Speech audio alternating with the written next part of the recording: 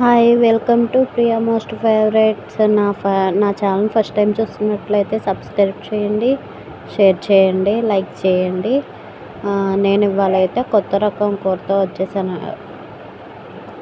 వచ్చేసానండి. ఒక 4 ఉల్లిపాయలు కోసి పొయ్యి మీద పెట్టేశాను.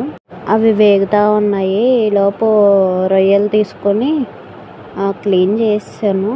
అవి ఉల్లిపాయల్లో వేసానండి. ఉల్లిపాయల్లో వేసేసి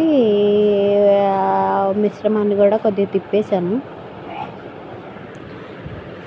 గరిటతో అలా అలా అలా అలా తిప్పేసి పక్కకి వెళ్ళి ఇంకొద్దిగా రొయ్యలు ఉంటాయి, ఫ్రిడ్జ్లో పెడతాను అని చెప్పి గిన్నెలోకి తీసాను.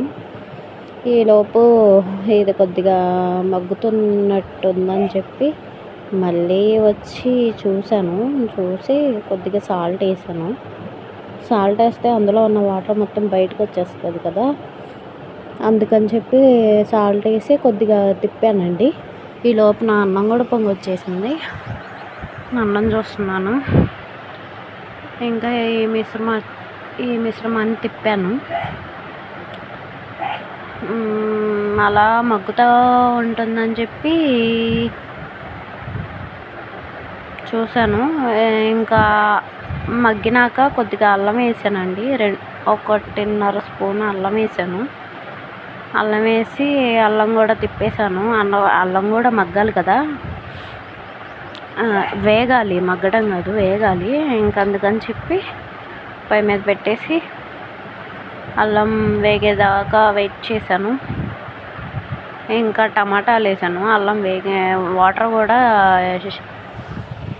లాగేసింది. ఇంకా టమాటాలు వేసాను. టమాటాలు వేసి టమాటాలు కూడా తిప్పేసి ఇంకా అది కూడా ఒక 5 నిమిషాలు పక్కన పెట్టి ఇంకా కారం వేసానండి. 2 స్పూన్లు కారం వేసాను. మేమైతే కారం ఎక్కువే తింటాము. ఒక్కొక్కరు తినేదాన్ని బట్టి ఉంటుంది కారం అనేది.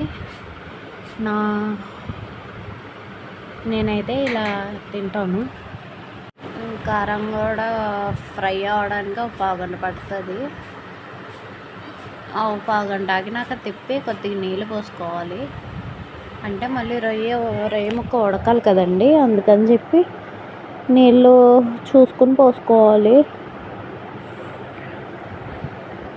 పోసేసుకున్నాక మళ్ళీ పొయ్యి మీద పెట్టి ఒక పావుగంట అలా మరిగిచ్చేసినాక కొత్తిమీర కొద్దిగా ఎగిరిపోయింది.